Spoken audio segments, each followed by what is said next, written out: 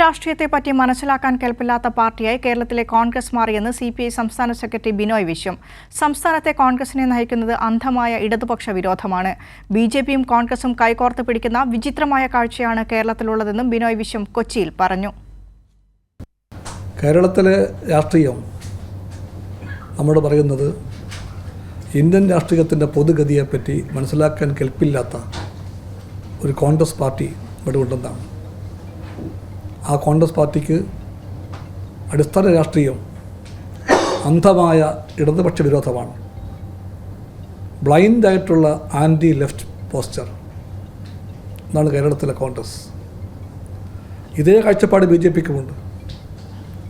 നീതീകരണമില്ലാത്ത അന്ധമായ ഇടതുപക്ഷ വൈരത്തിൻ്റെ അടിത്തറയിൽ നിന്നുകൊണ്ട് BJPയും കോൺഗ്രസും കൈകോർത്ത് പിടിക്കുന്ന വിചിത്രമായൊരു ചിത്രമാണ് കേരളത്തിലെ ചിത്രം.